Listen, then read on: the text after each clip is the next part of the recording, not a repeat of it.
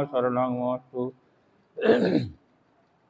नमो महावदन्नाय कृष्ण प्रेम पदायते कृष्णाय कृष्ण चैतन्य नाम्ने गौर इसे नमः। हे कृष्ण करुणा सिंधु दीनबन्धु जगत्पते गोपेश गोपिका कंठ राधा कंठ नमः।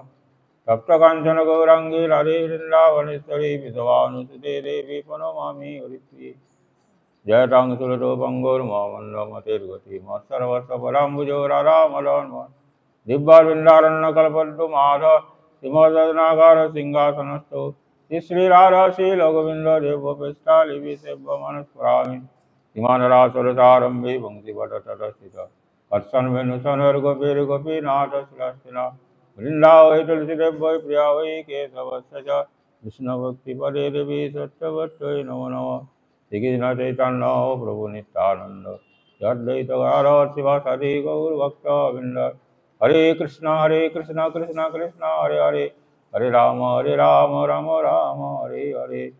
ममादेवं करुणानिधानं कमलवर्णं सीतावतारं अपार संसार समुद्रशतं भजामहे श्री चैतन्य चरितामृतम्। नारायणो नमस्कृत्य नरं चैव नरोत्तमं देवीं सरस्वतीं व्यासं ततो जयमुदीरये। जय रो सनातन भट्ट रघुनाथ शिव गोपाल भट्ट दास रघुनाथ ऐसा गोसाइर करे चरण बंदन जाओ इति विघ्ननाथ अभिष्ट पुराण।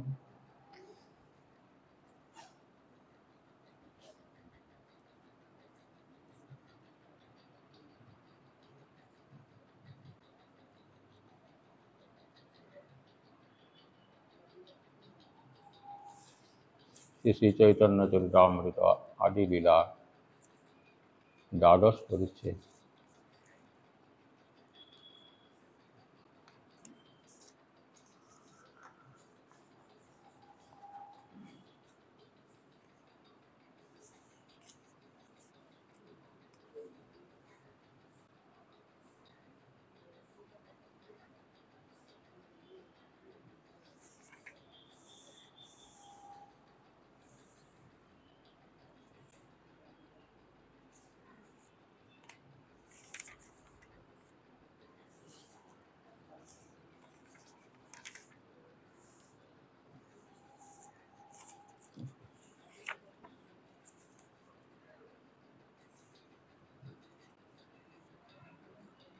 গতকাল আমরা শ্রবণ করেছিলাম মহাপুরুষের দিগ্বিজয়ী পণ্ডিতকে কীভাবে পরাস্ত করেছে।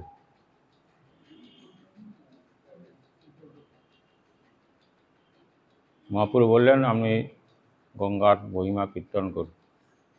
সেটি শুনেই সে দাম্ভিক দিগ্বিজয়ী পণ্ডিত ঝড়ের মতো শত শ্লোক তিনি রচনা করে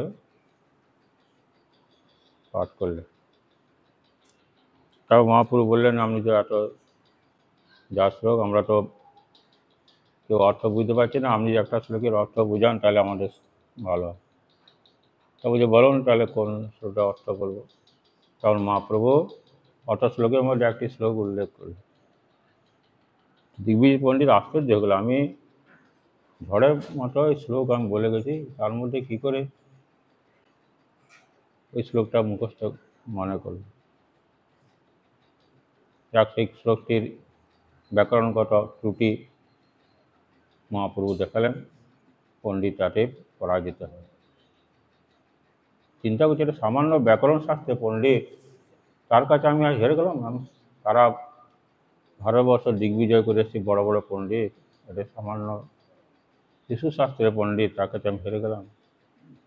সরস্বতী আজ আমার মুখ দিয়ে এরকম অশুদ্ধ শ্লোক উচ্চারণ করালো।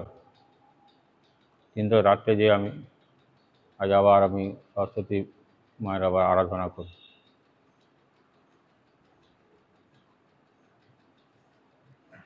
জয় জয় শ্রীকৃষ্ণ চৈতন্য নিত্যানন্দ অদ্বৈত চন্দ্র জয় গৌর ভক্তবৃন্দ। শুনিয়া প্রভুর বাক্য দিগ্বিজয়ী বিস্মিত। মহাপ্রভু যে যুক্তি দেখালেন তার খণ্ডন করতে পারলেন না সেই দিগ্বিজয়ী পণ্ডিত, আশ্চর্য হয়ে গেল। মুখে না নিঃস্বরে বাক্য প্রতিভাস্তম্ভিত। অত প্রতিভাত অত পাণ্ডিত্যটা মুখে আর কথা বেরোয়। মহাপ্রভু যে ওনার শ্লোকে যে দোষ বা ত্রুটি দেখালেন কইতে চায় কিছু নাই সে উত্তর, কিছু বলতে চাচ্ছে কিন্তু বলতে পারছে না। তবে বিচারে মনে হইয়া ফাঁপড়, পড়ুয়া বালক কইল মোর বুদ্ধি লোক। এটা সামান্য এখন পড়াশোনা করছে সে বালক, সে আমার, তার কাছে আমি হেরে গেলাম। জানি সরস্বতী মোরে করি আছেন, নিশ্চয় সরস্বতী দেব আমার কাছে আমার সহিত কোনো কারণে ক্রুদ্ধ হয়েছে। আমি সারা ভারতবর্ষে সমস্ত জায়গা পণ্ডিতদিকে, বড় বড় পণ্ডিতদিকে আমি পরাজিত করে এসেছি। যে ব্যাখ্যা করিল সে মনুষ্যের নয় শক্তি। পণ্ডিত চিন্তা করছেন যে এই ছেলেটির যে ব্যাখ্যা দিল সাধারণ মানুষের পক্ষে ব্যাখ্যা করা সম্ভব নয়, অলৌকিক ব্যাপার। নিমায়ের মুখে রহি বলে আপনে সরস্বতী, নিশ্চয়ই এই নিমায়ের মুখে সরস্বতী নিজে যে এই কথাগুলি বলার। এত বায়ু কয়ে শুনো নিমাই পণ্ডিত, তবে ব্যাখ্যা শুনিয়া আমি হইলাম বিস্মিত। নিমাই পণ্ডিত, তোমার ব্যাখ্যা শুনে আমি আশ্চর্য হয়েছি। অলঙ্কার নাই পড়ো, নাই শাস্ত্রাভ্যাস। তুমি তো ব্যাকরণ শাস্ত্রে পণ্ডিত, তুমি অলঙ্কারও পড়ো না, আর বেশি শাস্ত্র তুমি অভ্যাস করো নি। কেমন এসব অর্থ করিলে প্রকার, এসব কথা তুমি বললে কি করে? ইহা শুনি মহাপ্রভু অতি বড় রঙ্গী, তাহার হৃদয় জানি কয়েক করি ভঙ্গি। শাস্ত্রের বিচার ভালো মন্দ নাই জানি, সরস্বতী যাহা বলায় সেই বলি বাণী। শাস্ত্রে কি আছে ওটা আমি বুঝি না, তবে সরস্বতী দেবী তিনি আমাকে যা বলান আমি তাই বলি। তখন সরস্বতী এই দিগ্বিজয় পণ্ডিত ও তাহলে ঠিকই বলে। ইহা শুনি দিগ্বিজয়ী করিল নিশ্চয়, শিশুর দ্বারা দেবী মরে করিল পরাজয়। ও তাহলে ঠিকই, তোমার মুখ দিয়ে সরস্বতী বলেছে যে এটা শিশুর কাছে আমাকে পরাজিত করল। আজই তারে নিবেদিব করি জপ ধ্যান, কাটতে যে আমি আবার সরস্বতীর মন্ত্র জপ করব, ধ্যান করব। শিশুর দ্বারে কইল মরে এত অপমান, মা তুমি আমাকে, একটা শিশু শাস্ত্রে পণ্ডিত তার কাছে আমাকে এরকম পরাজিত করলে। নবদ্বীপে বড় বড় পণ্ডিত ছিল, তারা সব আমাকে আগেই নিমাই পণ্ডিতের কাছে পাঠালো, তা তার কাছে আমি এরকম পরাজিত হলাম। বস্তুত সরস্বতী অশুদ্ধ শ্লোক করাইল, আমি যে গঙ্গার মহিমা সম্পর্কিত শ্লোক রচনা করে আমি আবৃত্তি করলাম, নিশ্চয়ই সরস্বতী আমাকে অশুদ্ধ শ্লোক করেছে, কারণ আমার শ্লোকের মধ্যে এত ত্রুটি কী করে হলো। বিচার সময় তার বুদ্ধি আচ্ছা দিল। আর নিমাই যখন বলছে তার প্রত্যুত্তর করবো, তার আমার আর ক্ষমতা নেই। তবে শিষ্যগণ সব হাসিতে লাগিল, পণ্ডিত পরাজিত হয়েছে দিগ্বিজয় পণ্ডিত, শিষ্যগণ হাসি। তাসবার নিষেধী প্রভু কবিকে কহিল, কারণ মহাপ্রভু শিষ্যগণকে নিষেধ করছে না, এত না। পণ্ডিতকে বলছেন তুমি মহাপণ্ডিত হও, কবি শিরোমণি, যার মুখে বাইরায় হইছে কাব্যবাণী। সম্মান, ওকে সম্মান করছে যে আপনি কবিদের মধ্যে শ্রেষ্ঠ, আপনি, আপনার মুখ দিয়ে এরকম গঙ্গার মহিমা যেতে শ্লোক আপনি বললেন। তোমার কবিতা যেন গঙ্গা জলধার, তোমার সম কবি কোথাও নাই দেখি আর। তোমার মতো কবি আর কোথাও নেই। ভবভূতি জয়দেব আর কালিদাস, তাসবার কবিতা হয় দোষের অপ্রকাশ। এরা তো বড় বড় কবি বা পণ্ডিত, ভবভূতি, জয়দেব, কালিদাস, এদেরও কবিত্বে দোষ থাকে। সুতরাং আমরা যে শ্লোকে দোষ আছে এর জন্য আপনি দীক্ষা করেন।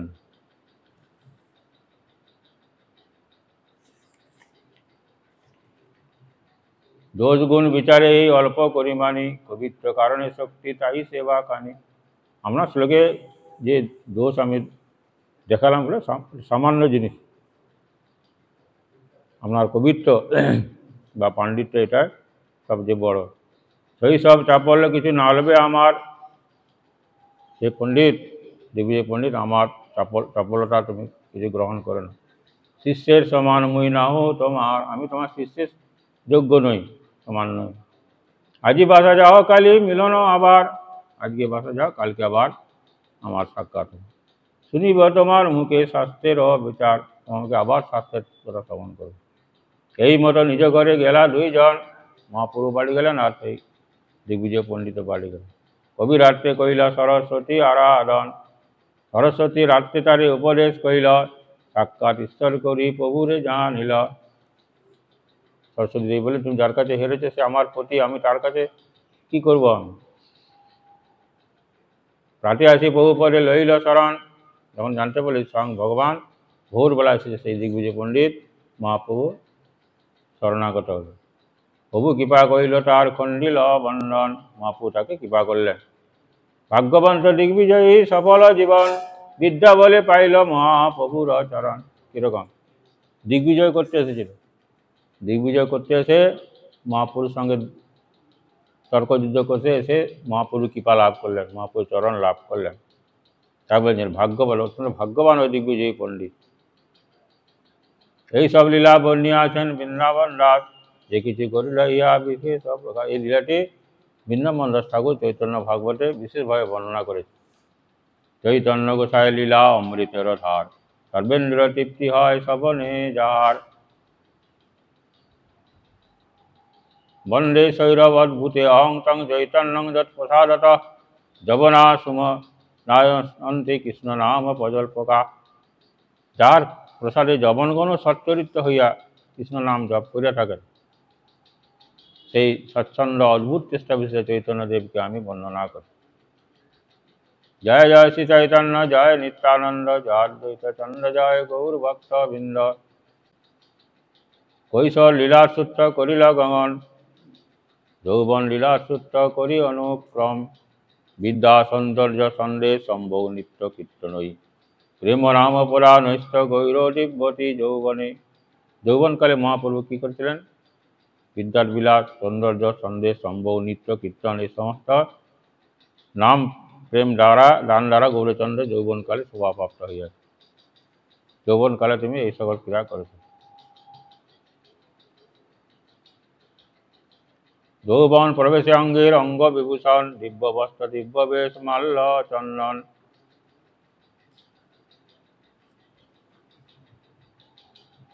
বিদ্যার ঔদ্ধত্যে কাও না করে গণন, সকল পণ্ডিত যিনি করে অধ্যাপন। তৎকালীন সময়ে নবদ্বীপে বড় বড় পণ্ডিত ছিল, কিন্তু মহাপুরুর কাছে সবাই পরাজিত হয়। বায়ুবেদী ছলে কহিল প্রেম পরকাশ, ভক্তবন লইয়া কহিল বিবিধ অবিলাস। অধ্যয়ন এবং অধ্যাপন সমাপ্ত করে শুদ্ধ ভক্তি প্রচার করবার জন্য মহাপুরু কিছু বায়ুবেদী ছল করে ছাত্রদিকে সর্বত্র কৃষ্ণ নাম ব্যাখ্যা করলেন। সকল ব্যাকরণ সূত্রেই কৃষ্ণ সম্বন্ধ দেখাইয়া তিনি অধ্যয়ন কার্য থেকে নিরস্ত করিবার চেষ্টা করতে লাগলেন।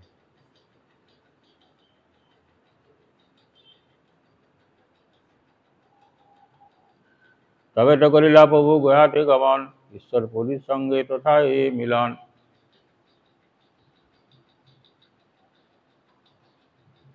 পরলোকগত পিতার গয়া সাধ্য করবো এই চিন্তা করে মহাপ্রভু কয়েকজন ছাত্রকে নিয়ে গয়া যাত্রা করে। প্রতিমধ্যে জ্বর হওয়া ব্রাহ্মণের পাদুক পান করত, সেই ব্যাধি হইতে মুক্ত হল। জ্বর লীলা করলেন যে কী করে সারবে না, ব্রাহ্মণের চরণামৃত পান করা আমার, তাহলে আমি সারব। ব্রাহ্মণের মহিমা তিনি প্রকাশ করলেন। এই লীলার দ্বারা সংসারী লোকের পক্ষে ব্রাহ্মণ সম্মানের কর্তব্যতা প্রদর্শন করলেন। যারা গৃহস্থ বা সংসারী, ব্রাহ্মণকে সম্মান করা উচিত। 4 বর্ণের গুরু হচ্ছে ব্রাহ্মণ।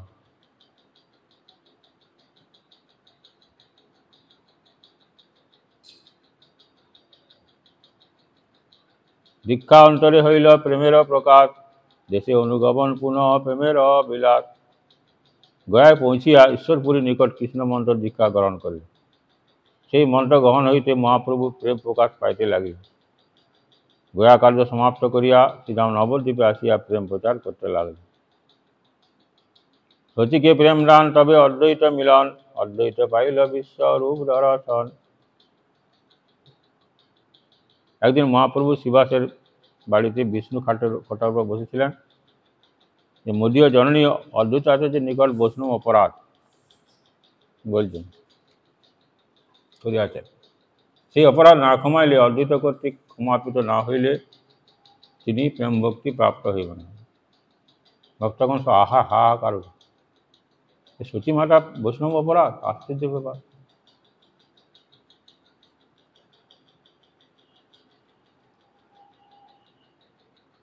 ভক্তগণ তা শুনিয়া অদ্বৈত প্রভুকে আনিলে পর সে অদ্বৈত সতী মাতার মাহাত্ম কীর্তন করতে করতে প্রেমাবিষ্ট হইয়া পড়ল। সকলে বলেছে ভক্তগণ যে এরকম সতী মাতা আপনার চরণে অপরাধ করার জন্যে মহাপ্রভু বলছেন যে তার কৃষ্ণ ভক্তি তাকে দান করবেন না। তাদের শুনে খুব ব্যথিত, তিনি সতী মাতার মহিমা কীর্তন করতে করতে আর অচেতন হয়ে পড়েছে, প্রেমাবিষ্ট হয়েছে। সতীদেবী সেই অবসরে অদ্বৈতের চরণধূলি লইয়া নিরপরাধী হইল। অদ্বৈতের চরণধূলি নিল। এমনি তো সচেতন থাকলে তো চরণধূলি দিত না, তাই ওইভাবে যখন প্রেমাবিষ্ট ছিলেন তখন সতী মাতা অদ্বৈত প্রভু চরণধূলি নিতেন, তাতেই তার বৈষ্ণব অপরাধ দূর হবে। যে বৈষ্ণবের চরণে অপরাধ হবে সেই বৈষ্ণবের কাছেই অপরাধ ক্ষমা করতে, অন্য কারো ক্ষমা না। স্বয়ং ভগবান বলছে আমি পারবো না, সেই বৈষ্ণব তার কাছে অপরাধ হয়েছে তার কাছে।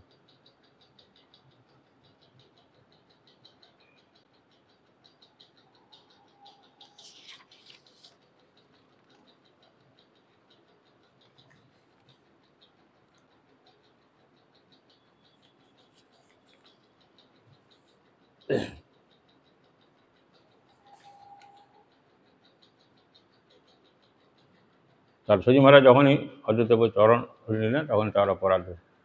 তখন প্রসন্ন হইয়া প্রভু বলে, জননী রে, এখন সে বিষ্ণু ভক্তি হইল তোমারে কীরকম? বৈষ্ণব অপরাধ কত ভয়ঙ্কর জিনিস। তিনি ভগবানের মা, তিনি স্বয়ং কৃষ্ণ ভক্তির মূর্তি স্বরূপা, অথচ মহাপ্রভু যে না, ওকে আমি কৃষ্ণ প্রেম দেব না। ভক্তগণ বলছে বলেন, বলো কি তুমি? যার থেকে তোমার প্রেম ভক্তি লাভ হচ্ছে তাকে তুমি প্রেম দেবে না? তোমার না, অদ্বৈত প্রভু চরণে অপরাধ। অদ্বৈতে স্থানে অপরাধ নাই, আর চার অপরাধ নাই। যেহেতু অদ্বৈত যে চরণধূলি মাথা নিয়েছে, সেই দিন থেকে সতী মাতা প্রেম ভক্তি পেলেন।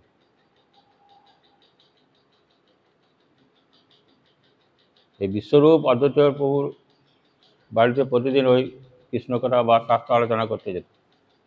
বাড়ি শুধু খাবার সময় আসতো, বাকি সব সময় ওখানেই থাকতো। এবং তারপরে হঠাৎ যখন ওর বিয়ে দিবার চেষ্টা করে তখন বিশ্বরূপ সন্ন্যাস নিয়ে চলে যায়। সতী মাতা তখন বলেছিলেন যে অদ্বৈত কাছে ছেলেটা আমার যেত প্রতিদিন, ওই আমার ছেলেটাকে সন্ন্যাস করে দেবে। অদ্বৈত নয়, দ্বৈত, বাইরে এরকম ভিতরে এরকম, আমার ছেলেটাকে সন্ন্যাস করবে, এই অপরাধ। প্রভু তো অন্তর্যামী, তিনি সব জানেন। সেই অপরাধ কারণ এইভাবে দেখালেন। বৈষ্ণব অপরাধ কীরকম বা কীভাবে কারণ হয়।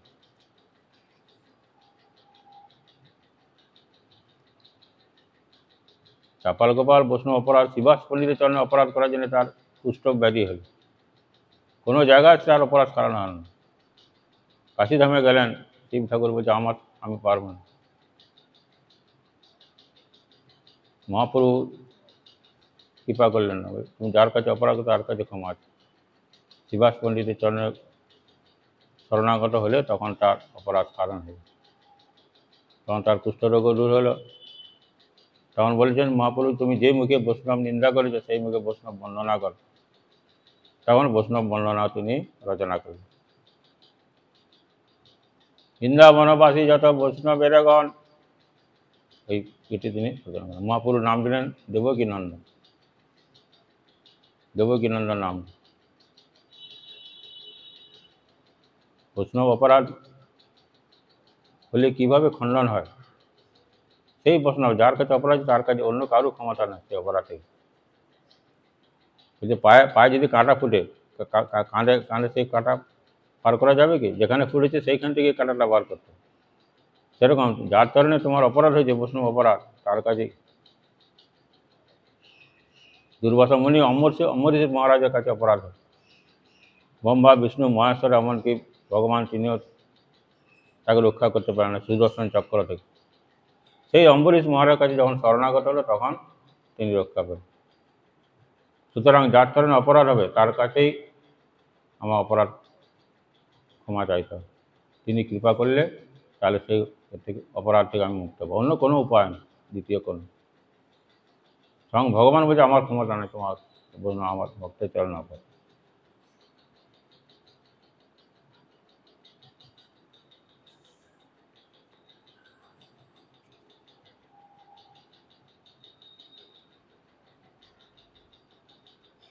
একদিন প্রেমাবিষ্ট অদ্বৈত শিবাসঙ্গনে প্রভুকে বললেন যে প্রভু, আপনি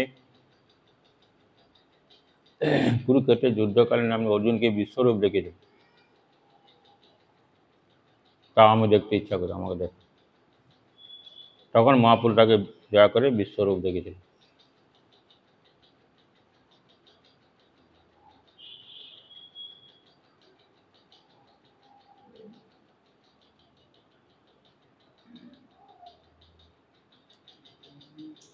এইসব ঘটনা হওয়ার পর তারপরে নিত্যানন্দ প্রভুর সঙ্গে মিলন হয়। এতদিন নিত্যানন্দ প্রভুর সঙ্গে মিলন হয়। নিত্যানন্দ প্রভু যে সন্ন্যাসী ঘর থেকে বার করে নিয়ে গেল, যে নিত্যানন্দ প্রভু বিভিন্ন তীর্থ ভ্রমণ করেছে, বৃন্দাবন আদি। তবে নিত্যানন্দ স্বরূপেরও আগমন, প্রভুকে মিলিয়া পাইল ষড়ভুই দর্শন। প্রথমে ষড়ভুই তরে দেখাইল ঈশ্বর, শঙ্খচক্র গদা পদ্ম সাঙ্গ বেণুধর।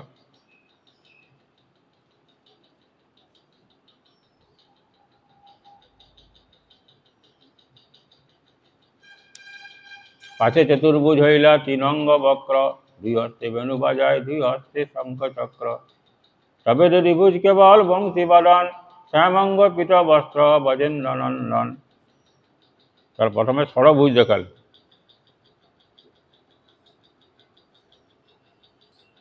শঙ্খচক্র গদা পদ্ম সাঙ্গ আর বেণু, ষড়ভুজ। তারপরে দুই হাতে শঙ্খ চক্র আর দু হাতে বংশী, চতুর্ভুজ হল। আর শেষে কৃষ্ণমূর্তি দেখাল, চৈতন্য মঙ্গল বর্ণনা। তবে নিত্যানন্দ গোসাইয়ের ব্যাস পূজন, নিত্যানন্দ বেশি কইল মুসল ধারণ। তবে সেটি দেখিল রামকৃষ্ণ দুই ভাই, তবে নিস্তারিল প্রভু যোগাই মাধায়। নিতাই গৌরকে সতীমাতা দেখছেন, সেই কৃষ্ণ আর বলরাম।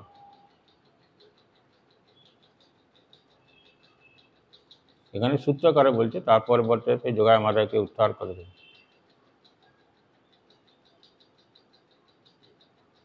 তবে সপ্ত প্রহর ছিলা প্রভু ভাবাবেশ, মহাপুর সাতপরিয়া ভাব।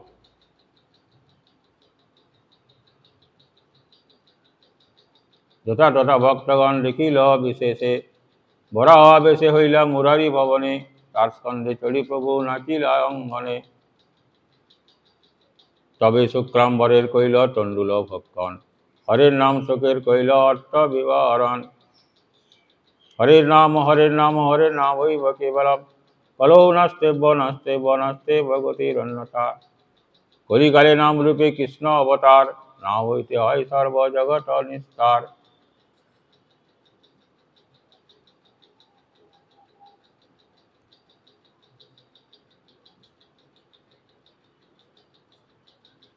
সতীমাতা একদিন দেখছেন স্বপ্নে যে তার ঘরের মধ্যে কৃষ্ণ বলরাম দুটি মূর্তি আর নিতাই গৌর দুজন নৈবেদ্য নিয়ে কাড়াকাড়ি করছে। নৈবেদ্য কৃষ্ণ বলরাম ওরা দুজন কাড়াকাড়ি খাচ্ছে, আর এদিকে নিতাই গৌর কাড়াকাড়ি। পরদিন গৌরাঙ্গের ইচ্ছাক্রমে সতীদেবী নিত্যানন্দকে তার গৃহে ভোজন করতে বলল। সতীমাতা নিমায় বললো যে মা, নিত্যানন্দ প্রভুকে বাড়িতে সেবা করা। বিশ্বম্ভর নিত্যানন্দ যখন ভোজন করেছিলেন, তখন সতীদেবী দেখলেন সাক্ষাৎ কৃষ্ণ বলরাম ভোজন করতে। নিতাই গৌর দুজনে খেতে বসছে, তো সতীমাতা দেখছেন যে কৃষ্ণ বলরাম। তা দেখে সতীমাতা মূর্ছা হয়।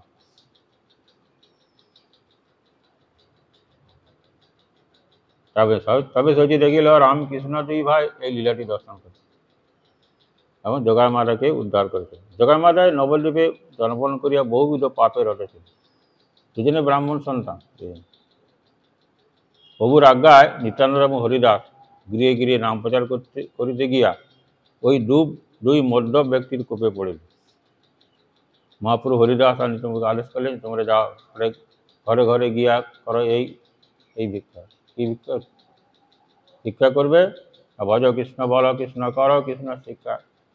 ইহা ছাড়া অন্য নই বলাইবা, এ কথা ছাড়া অন্য কোনো কিছু বলবে না বা অন্য কোনো ভিক্ষা করবে না। কৃষ্ণ নাম বলা করাবে সকলে। দিনের শেষে এসে কে যদি না বলে আমাকে বলবে। সেই জন্য তারা সকলকে যাচ্ছে, বাড়ি বাড়ি যাচ্ছে, যে ভিক্ষা নিয়ে আসছে। তারা বলছে না, ওই ভিক্ষা চায় না, বলো হরে কৃষ্ণ বলো।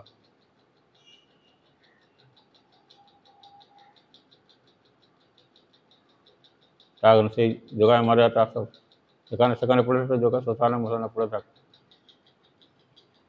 সেখানে এসে ওদিকে বলতে গেছে যে হরে কৃষ্ণ বলো, লোকে নিষেধ করছে যেও না যেও না,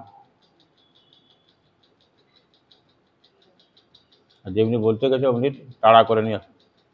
তার অনুমত হইয়া তাদিকে তাড়া করলে তাহারা পলাইলে। হরিদাস ঠাকুর ছুটতে পারছে না যে তোমার সঙ্গে এসে আমার বিপদ হল। লোকে নিষেধ করলো যেও না ওদিকে বলতে, ওরা মাথা নিত্যানন্দ দেখছেন যদি এদিকে উদ্ধার করতে পারি তবে জানবো আমার প্রভুর বিশেষ বৈশিষ্ট্য আছে। নিতম্ব দৌড়ে চলে আসতে পারছে, আর হরিদাস দৌড়তে পারছে না, এই তোমার সঙ্গে এসে আজ আমার জীবন গেল। অন্য দিবসে মাধায় নিত্যানন্দের মস্তকে ভগ্ন ভাণ্ড মারিয়া আঘাত করে। আবার হরিনাম বলার গেছে, মদ খেতে সে ভাঙা কলসি কানা দিয়া মাথায় মেরে। যোগাই দেখে খুব দুঃখিত, সে সাধুকে মারি না। প্রভু তা শুনিয়া সশিষ্যে তথা উপস্থিত হইয়া যোগাই মারাকে দণ্ড করিবা নিবেদন উদ্যত হইল। যখন খবর পেলে এরকম নিতাইকে এরকম মেরেছে, তখন মহাপ্রভু সকল শিষ্যগণকে নিয়ে এসে হাজির। এসে শুনলো যে এই মাদায় মেরেছে, আর যোগাই ওকে নিষেধ করেছে বা প্রভুকে রক্ষা করেছে। করুণাময় গৌরাঙ্গ যোগাইয়ের ভদ্র ব্যবহার শুনিয়া তাহাকে প্রেমে আলিঙ্গন দিল। ভগবত দর্শন ও স্পর্শন কর্মে সেই দুই পাপীর চিত্ত পরিবর্তন হইলে প্রভু তাহাদিকে হরিনাম দিয়া উদ্ধার করিল। মারা দেখতে বাহ, দুজনে সমান পাপ করলাম, আমার যোগাই প্রভুর কৃপা পেয়ে গেল, আর আমি। তখন মহাপ্রভু যে তুমি নিতাই চরণে অপরাধ করেছ, কারণ আঘাত করেছ তুমি কারণ। তখন সেই নিতাই শরণাগত হলে তখন মহাপ্রভু দুজনকেই কৃপা। যে কী করবো আমি উপায়, আমার পাপা বলে যে তুমি গঙ্গা একটা ঘাট তৈরি করো, অনেকটা মাদায়ের ঘাট, যত সকল বৈষ্ণব স্নান করতে আসবে সবাইকে প্রণাম করবে, মাদায়ের ঘাট নামে পড়েছে।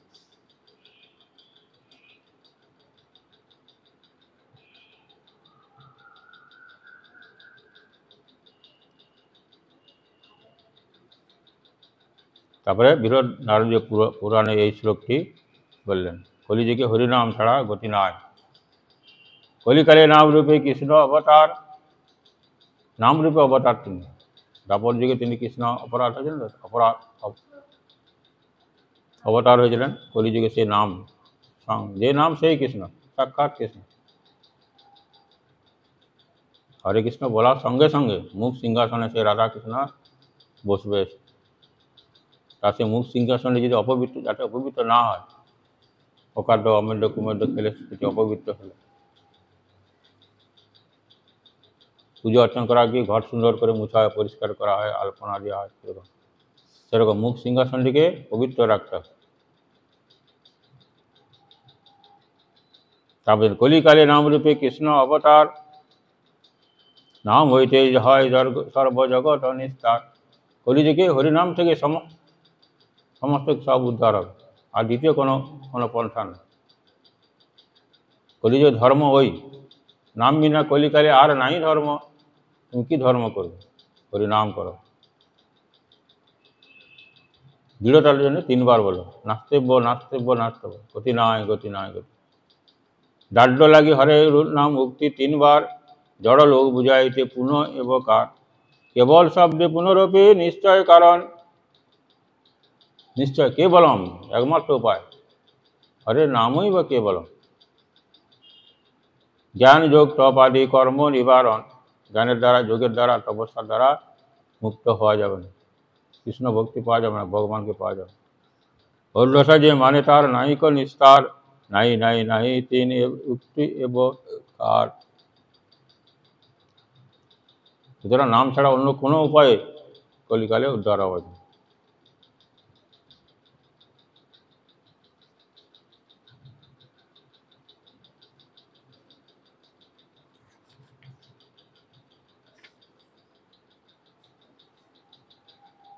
তা বলছি তাহলে ভালো, হরিনাম করলে তো আর অসুবিধা কী রয়েছে? হরিনাম করতে, আর হরিনাম করলে তো কৃষ্ণ প্রেম লাভ হচ্ছে। মহাপ্রভু না, কীরকম করে হরিনাম করতে হবে?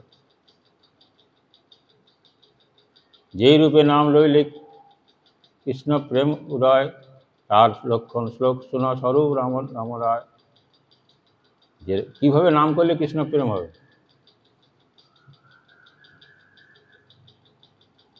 যেই রূপে নাম লইলে কৃষ্ণ প্রেম হয়। নাম তো নিতে বললাম, তোমরা নাম নিচ্ছ, কিন্তু ওতে হবে না। কী করে তাহলে? তার লক্ষণ শ্লোক, তার শ্লোকটি বলছি শুনো। কিনাদিপি শুনিতে না তরোরপি সহিষ্ণু না। কীরকম হয়ে তোমার নাম নিতে হবে? তিনাদপি শুনি, তিন তো সবচেয়ে নিচ ঘাস, তাকে পা দিয়ে যাও বা জয় করা, তার কোনো প্রত্যুত্তর করে না। আর তরোরিব সহিষ্ণু না, বৃক্ষের মতো সহিষ্ণু। কীরকম সহিষ্ণুতা? বৈষ্ণবের এরকম গুণ হলে তবে তো তুমি হরিনাম করবে এবং তার থেকে কৃষ্ণ প্রেম লাভ। গাছকে কাটলে কিছু বলে যে আমার ডালটা কেটো না বা ভেঙো না, আমার ফল পেড়ো না, তথাপি সে ছায়া দান করে। কিন হইতে নিচ হইয়া সদা না লবে নাম, আপনি নিরভিমানী অন্য দিবে মান। অমানি মানল, অমানি মানে নিজে মান চাইবেন। আমাকে কে সম্মান করলো, প্রণাম করলো না করলো, ওই চাইবেন, কিন্তু অপরকে তুমি মান দিবে। তাই আপনি নিরভিমানী অন্য দিবে মান, তরু সম সহিষ্ণুতা বৈষ্ণব করিবে, ভৎসনা তাড়না কাকে কিছু না বলিবে। তরু বলে সহিষ্ণুতা, কি আমাকে অপমান করলো, কি আঘাত করলো, তাকে তার প্রতিবাদে কিছু করবে, ওরকম সহিষ্ণু হতে হবে। কাটিলে তরু যেন কিছু না বলা হয়, গাছকে কাটলে কিছুই বলে না। শুকাইয়া মরে তবু জল নামা গয়, কাউকে চলে আমার জল, আমার গোড়া জল না শুকিয়ে গেছে। তো সেরকম বৈষ্ণব, এই মতো বৈষ্ণব কারে কিছু না মাগিবে, খেতে পাও না পাও কিছু কার কাছে চাইবে না। অযাচিত বৃত্তি কিংবা শাক ফল খাইবে। অযাচিত বৃত্তি, কে কিছু দিলে তো খেলে, না হলে খেলে না। মাধবেন্দ্র পুরী নিরন্তর কৃষ্ণ নামামৃত পান করতেন, খাবার জন্য কোনো চেষ্টা করতেন না। কেউ যদি কিছু দিতে সেটি খেতে, আর নাহলে উপবাস ওই কৃষ্ণ নামামৃত পান করতেন। কবিরকুণ্ডে বসে মাধবেন্দ্র পুরী কৃষ্ণ প্রেমাবিষ্টে তিনি কৃষ্ণ নাম নিতেন।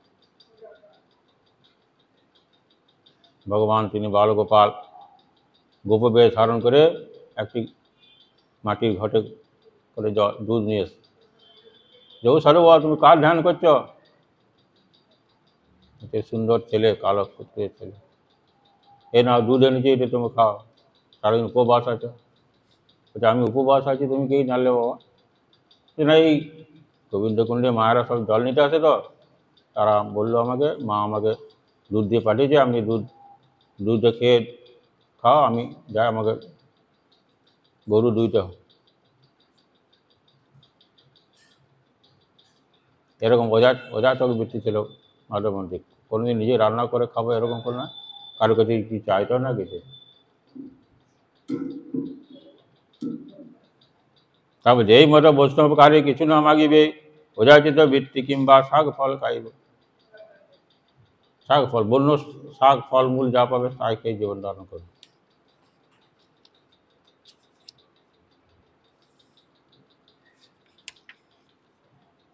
সদা নাম লইবে যথা লাভেতে সন্তোষ, সবসময় কৃষ্ণ নাম করবে। যথা লাভে সন্তোষ, যেদিন আমার যা জুটবে তাই খেয়েই সন্তুষ্ট হতো। কোনোদিন এক তরকারি তাই, আর কোনোদিন 5 রকম তরকারিতে তাই। এক তরকারি পেতো যা সন্তুষ্টি, আর 5 রকম তরকারি পেলো তো এক।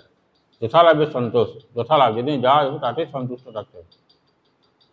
আমার কর্ম অনুসারে আমি যা পেয়েছি তাতেই আমার সন্তোষ। সদা নাম লাভে যথা লাভের সন্তোষ, এই মতো আচার করে ভক্তি ধর্ম পোষ। এরকম আচরণ করতে হবে, খুব কঠিন জিনিস। তিনের মতো নিজ হওয়া আর বৃক্ষের মতো তো স্বাধীনতা হওয়া খুব কঠিন জিনিস।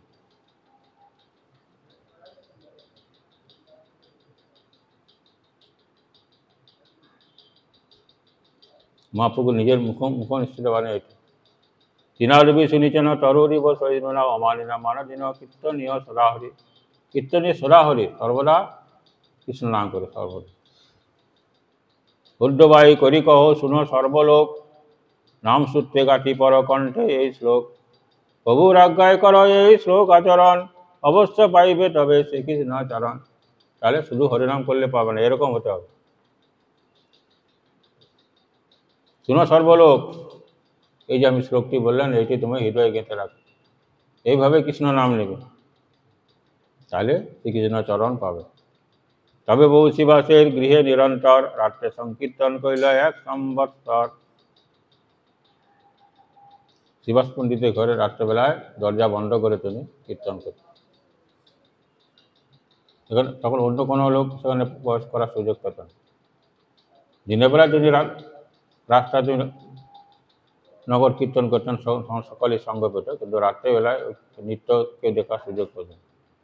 গোপাল দেয়া কীর্তন করে পরম আবেশে, পাষণ্ডী হাতি চাইতে না পায় অপ্রবেশে। পাষণ্ডী যারা বৈষ্ণব বিদ্বেষী যারা, তারা আসে দেখি কী করছে ঘরের ভিতরে, কিন্তু ঢুকতে পারে না। কীর্তন শুনি বাইরে তারা জ্বলি পুড়ি মরে, শিবাসের দুঃখ দিতে নানা যুক্তি করে। শিবাসের ঘরে রাত্রেবেলা ওরা কী কীর্তন করে আমাদেরকে ঢুকতেও দেয় না, আর বাইরে থেকে আমরা শুনছি তারা শিবাসকে দেখি জব্দ করতে হবে। এক বিপ্র নাম গোপাল চাপাল, পাষণ্ডী প্রধান সে দুর্মুখ বাচাল। চাপাল গোপাল, গোপাল চাপাল ভবানী পূজার সব সামগ্রী লইয়া, রাত্রে শিবাসের দানে স্থান লেপাইয়া।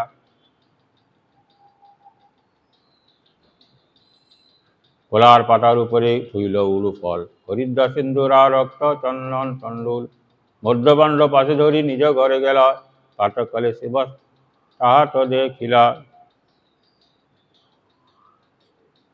যে সময় মহাপ্রভু শিবাসের অঙ্গনে দ্বার উদ্ধ করিয়া কীর্তন আস্বাদন করতেন, সেই সময় নগরবাসী বহির্মুখ অনেক ব্রাহ্মণ বৈষ্ণবযোগে পরিহাস করার জন্য অনেক প্রকার চেষ্টা করত। গোপাল চাপা নামক কোনো এক বাচাল ভট্টাচার্য দেবী পূজার শয্যা, কলাপাতা, জবা ফুল, রক্তচন্দন এবং মধ্যভাণ্ড সহিত সে শিবাস ঘরে দরজা বন্ধ করা আছে, আর দরজার বাইরে ওইসব রেখে দিয়েছে, লোকে দেখে বলে বুঝে যেন দেবী পূজা করে। প্রাতঃকালে শিবাস পণ্ডিত তা দেখিয়া পরিহাসপূর্বক সকলকে বলল, ভোর হয়েছে, মহাপ্রভু যে দরজা খুলো শিবা।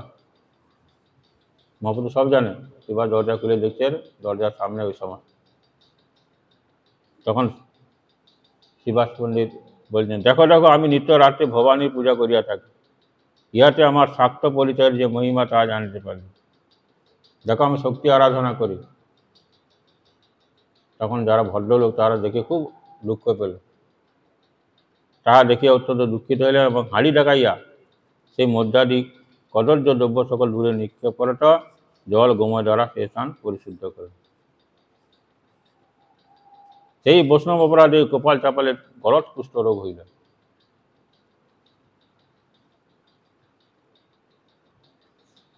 বড় লোকেরে আনিল বলাইয়া, সবারে কয়ে শিবাস হাসিয়া হাসিয়া। নিত্যরাত্রে করি আমি ভবানী পূজন, আমার মহিমা দেখো ব্রাহ্মণ সজ্জন। সে ব্রাহ্মণগণ দেখো আমরা রাত্রে কি করি। আর সে ব্রাহ্মণগণ দেখে খুব দুঃখ পেল, সজ্জন যারা। তবে সব শিষ্ট লোক করে হাহাকার, হায় হায় এমন কাজ কি করেছে এরকম, হইছে কর্ম হেতা কইল কোন দুরাচার।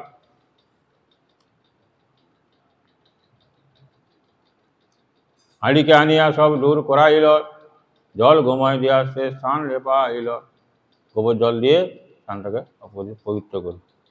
3 দিন রহি সেই গোপাল চাপাল, সর্বাঙ্গে হইল কুষ্ঠ বহে রক্তধার। 3 দিনের মধ্যে গলিত কুষ্ঠ হয়ে গেল, সর্বাঙ্গ বেড়িল কীটে কাটে নিরন্তর, অসহ্য বেদনা দুঃখে জল এ অন্তর। গঙ্গা ঘাটে বৃক্ষতলে রহে তো বসিয়া, একদিন বলে কিছু প্রভুকে ডাকিয়া।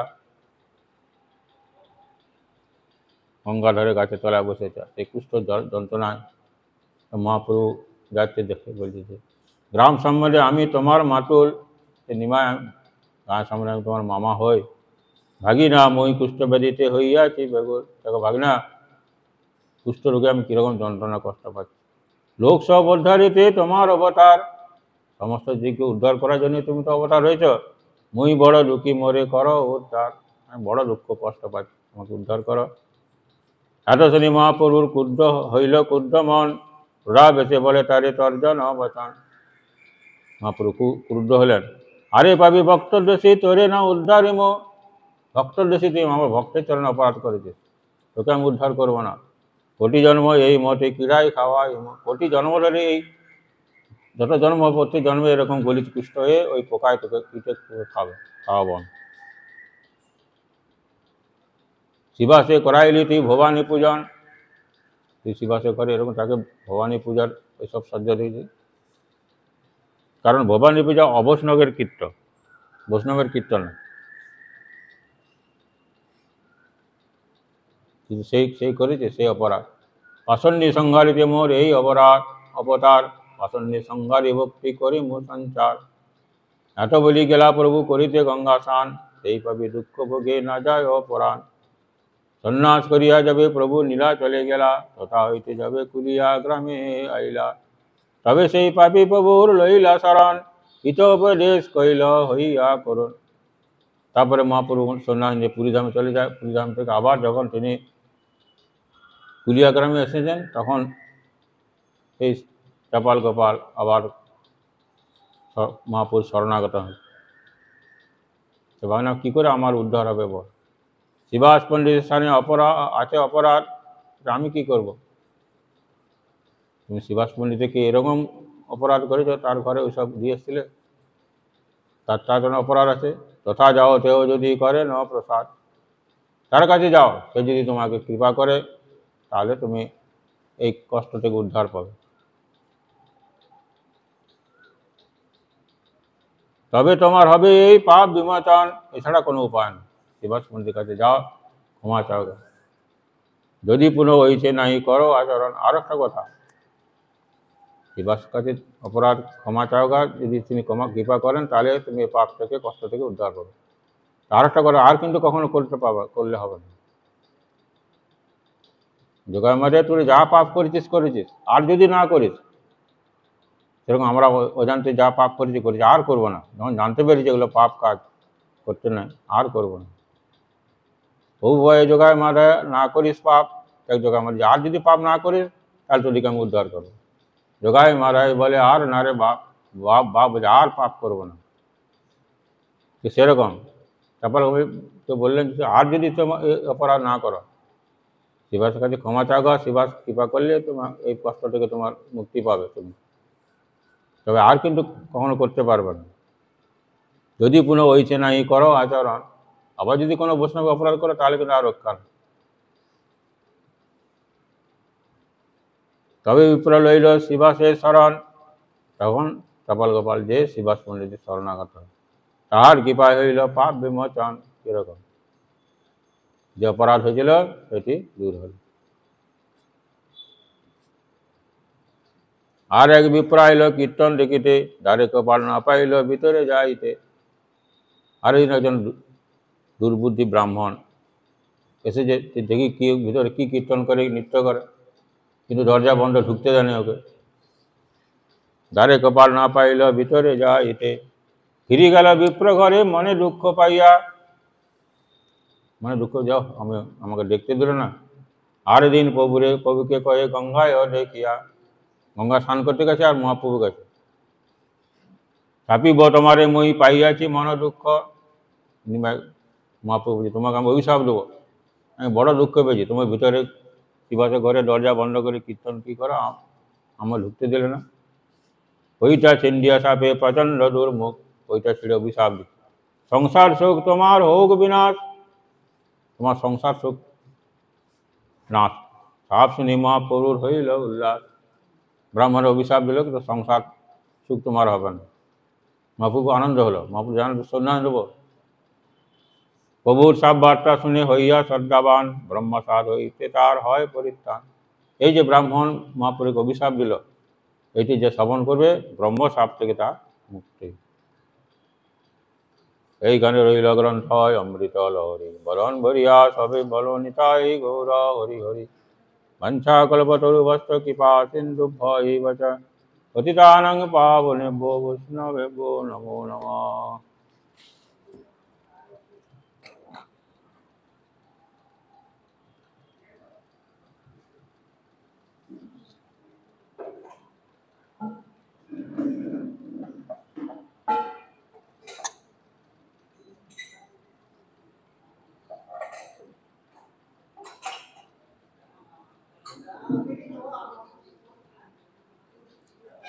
Hare Krishna Krishna Krishna Hare Hare Hare Rama Rama Rama Hare Hare Hare Krishna Krishna Krishna Hare Hare Hare Rama Rama Hare Hare Hare Krishna Krishna Krishna Hare Hare Hare Rama Rama Rama Hare Hare Hare Krishna Krishna Krishna Hare Hare Hare Rama Rama Rama Hare Hare Hare Krishna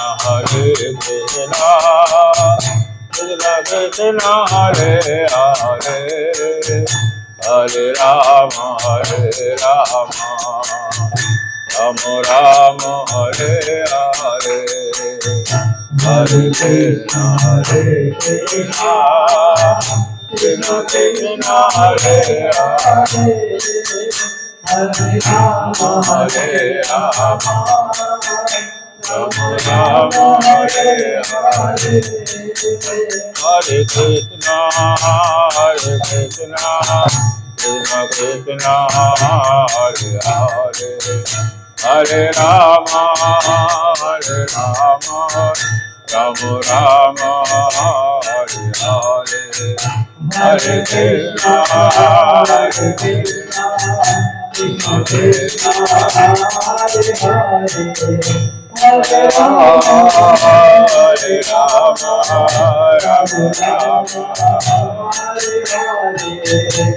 Jai Guru Hari Bol Hari Bol Hari Bol Hari Bol Jai Guru Hari Bol Hari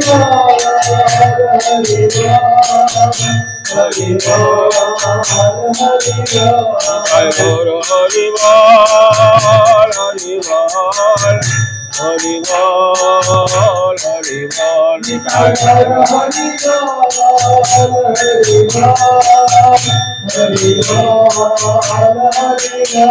Jai Guru Hari Bol Hari Bol Hari Bol Hari Bol Jai Guru Hari Bol Hari Bol Jai Gaur Premanande Hari